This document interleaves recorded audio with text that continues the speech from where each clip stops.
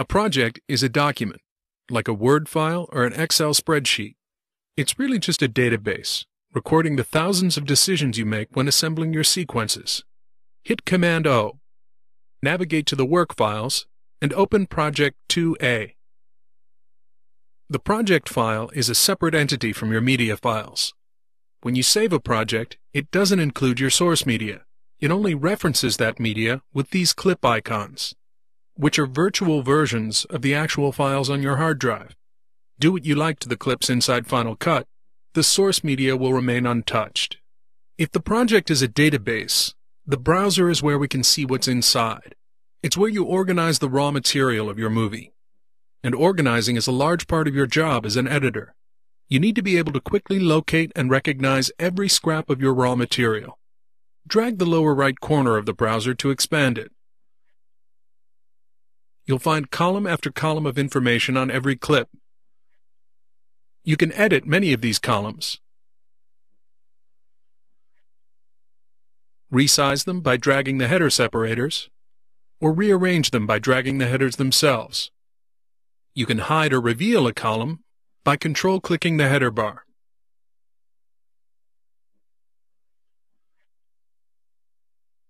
All these bits of information, especially things like descriptive log notes and comments, are invaluable tools to help you keep track of things. But the real business of sorting is done here in the name column. If you didn't take the time to give your clips unique names during log and capture, you'll want to do so before you start editing. Any item in the browser can be renamed.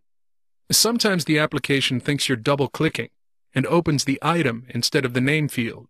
The easiest way around this is to click on the icon first, then the name. The field is highlighted. Rename the item and hit Return or click Away. We'll be using this project in multiple lessons, so give the clips the same names I do. Giving your clips descriptive names is the first line of defense against insanity and burnout. With each new name, the browser updates alphabetically. You can reverse the display order by clicking this triangle in the header. Right-click on the clip you just renamed and select Reveal in Finder.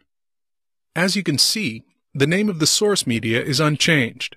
To apply the new name to the source media, right-click the renamed clip again and select Rename File to Match Clip. Hit OK. Right-click again and select Reveal in Finder, and the source file has been renamed. The next defense against crazy is the use of bins. Bins are an editor-centric name for folders, and there are 3 ways to create them. Go to the File menu and select New Bin. Now try the shortcut Command-B. Lastly, Control-click the browser background and select New Bin. Let's use these bins to clean up this project. Drag the audio files, the ones with the speaker icons, into Bin 1. Click the disclosure triangle next to Bin 1 to reveal the contents. Now drag the footage files to Bin 2. Lastly, drag the JPEG files into Bin 3.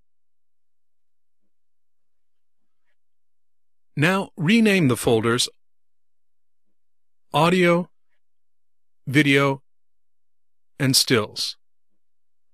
Say this is only what we got after the first day's shooting. Hit Command-B. Call it 001 Day 1. And drag the other bins inside it.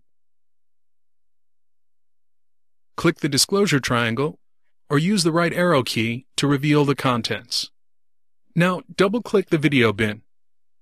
It opens in a new browser window.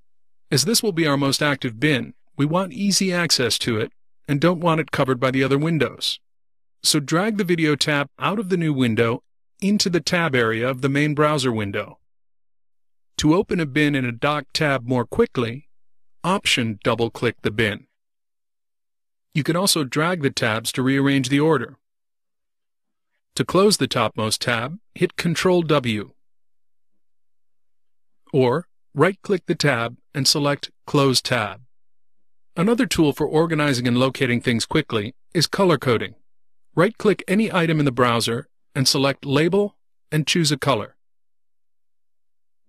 You can duplicate any item in the browser by selecting it and hitting Option D, which makes a copy in the same bin. You can copy and paste items using the standard commands Command-C and Command-V. Or, to copy an item to a new location, Control-click an item in one bin, select Copy, then Control-click a different bin, and select Paste. Delete any item by selecting it and hitting the Delete key.